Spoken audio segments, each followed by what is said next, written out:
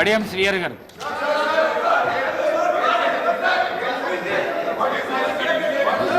ఏమైంది? మాట్లాడండి. ఎందుకంత ఆవేశం? ఎందుకంత ఆవేశం? ఇస్తా మాట్లాడండి. పోండి. మీ సీట్లలో పోండి. మీ ప్రాక్టీస్ మంచిగా లేదు. చదువుకున్న వ్యక్తులు మీరు. అధ్యక్ష, మీ ప్రాక్టీస్ మంచిగా ఇస్తున్నా సమయం ఇచ్చినందుకు మీకు ఇస్తున్నాడు. మీకు ప్రత్యేకమైన ఇప్పుడు ఇస్తున్నాడు. ధన్యవాదాలు అధ్యక్ష. శ్రీహరి గారు 1 minute ఇస్తున్నా. నడవండి. మీకు మైక్ ఇస్తా. నడవండి. మైక్ ఇస్తున్నా.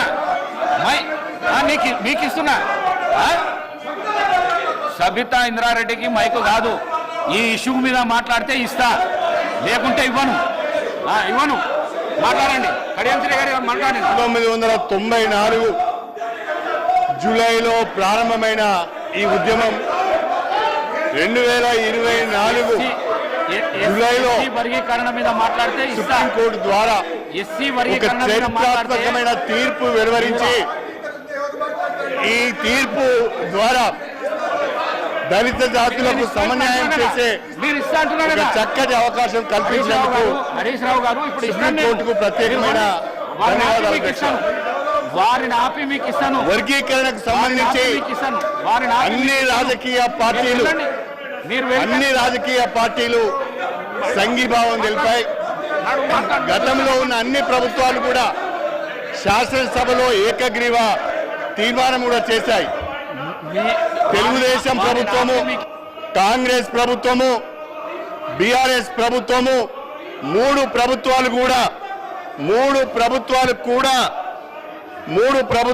కూడా శాసనసభలో వర్గీకరణకు అనుకూలంగా ఏకగ్రీవ తీర్మానం చేసి కేంద్ర ప్రభుత్వానికి పంపించడం జరిగింది. దండోరా ఉద్యమానికి అన్ని రాజకీయ పార్టీల మద్దతు లభించింది. దండోరా ఉద్యమానికి సమాజం యొక్క మద్దతు కూడా లభించింది. అందరూ కోరుకున్న విధంగా ఈరోజు వర్గీకరణకు అనుకూలంగా సుప్రీంకోర్టు తీర్పు ఇచ్చింది. ఈ సుప్రీంకోర్టు తీర్పును అందరూ కూడా స్వాగతించాలని చెప్పి నేను మనసారా కోరుకుంటున్నాను అధ్యక్ష. 30 సంవత్సరాలుగా ఈ ఉద్యమంతో నేను అసోసియేట్ అయి ఉన్నాను. అధికార పార్టీలో ఉన్నా, ప్రతిపక్షంలో ఉన్నా నేను దండోరా ఉద్యమంతో అసోసియేట్ అయి ఉన్నాను. అన్ని రాజకీయ పార్టీలు కూడా ఈ ఉద్యమానికి సంఘీభావం తెలిపాయి. ఈ నేపథ్యంలో సుప్రీంకోర్టు తీర్పు వచ్చింది. రాష్ట్రంలో కాంగ్రెస్ ప్రభుత్వం ఏర్పడగానే గౌరవనీయులు ముఖ్యమంత్రి గారు రేవంత్ రెడ్డి గారి నాయకత్వంలో ఈ వర్గీకరణకు సంఘీభావాన్ని తెలుపుతూ సుప్రీంకోర్టులో అఫిడవిట్ వేయడం జరిగింది. నేను ఒక శాసనసభ్యునిగా దళిత వర్గాలకు చెందిన వ్యక్తిగా మాట్లాడుతున్నాను. దయచేసి సభ్యులందరూ కూడా దీన్ని అర్థం చేసుకోవాల్సిందిగా కోరుతున్నాను. భారత రాష్ట్ర సమితి సభ్యులకు ఈ తీర్పు పట్ల ఏమాత్రం కూడా అవగాహన ఉన్నట్టుగా లేదు.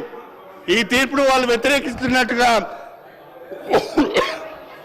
నేను భావించవలసి వస్తున్నది. రేవంత్ రెడ్డి గారికి ప్రత్యేకంగా ధన్యవాదాలు తెలపాలి. ముఖ్యమంత్రి గారు ప్రత్యేకంగా అడ్వకేట్ని ఏర్పాటు చేసి ముఖ్యమంత్రి గారు రాష్ట్ర ప్రభుత్వం ద్వారా అఫిడవిట్ని కూడా ఫైల్ చేయించి వర్గీకరణకు మద్దతు తెలిపారు. అదేవిధంగా కేంద్ర ప్రభుత్వానికి కూడా నేను హృదయపూర్వకంగా నా అభినందనలు తెలియజేస్తున్నాను. కేంద్ర ప్రభుత్వం కూడా వర్గీకరణకు అనుకూలంగా సుప్రీంకోర్టులో అఫిడవిట్ ఫైల్ చేసింది.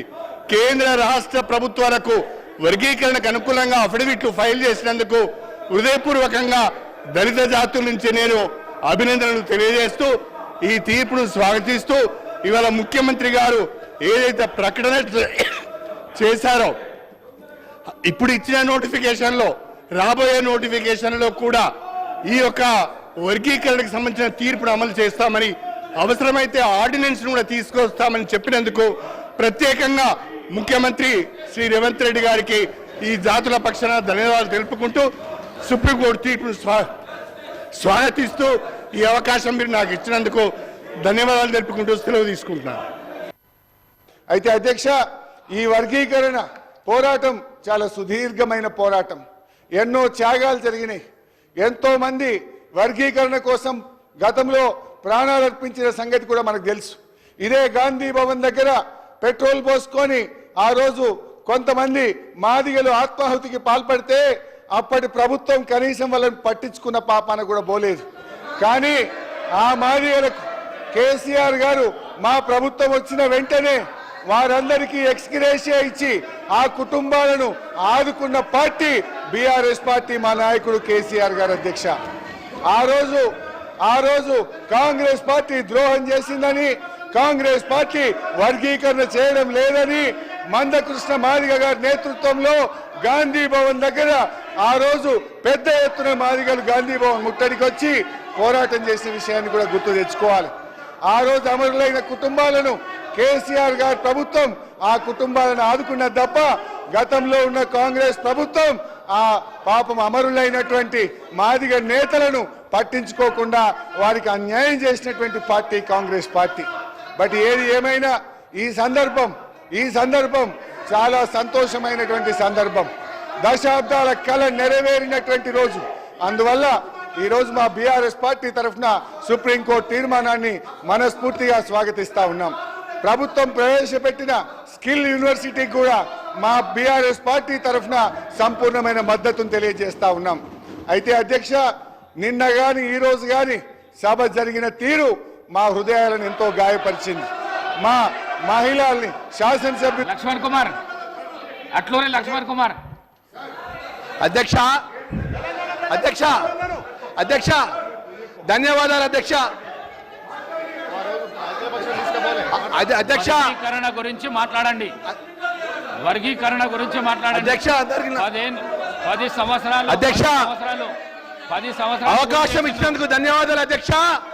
50 సంవత్సరాలకెళ్ళి తెలంగాణ మాదిగల యొక్క పోరాటం మేరకు ఈరోజు అత్యంత న్యాయస్థానం, భారతదేశంలోని అత్యంత న్యాయస్థానం గౌరవ సుప్రీంకోర్టు మొన్న కొత్తగా ఏర్పడ్డటువంటి గౌరవ ముఖ్యమంత్రి గారు రేవంత్ రెడ్డి గారి నేతృత్వం లోపల ఏదైతే సుప్రీంకోర్టులో తెలంగాణ రాష్ట్ర ప్రభుత్వం ద్వారా వాదనలు నిలిపేయాలంటే మా మాదిగలకు సంబంధించిన గౌరవ శాసనసభ్యులు పెద్దలు దామోదర్ రాజా నేతృత్వం లోపల మీరు ఢిల్లీకి పోవాలి.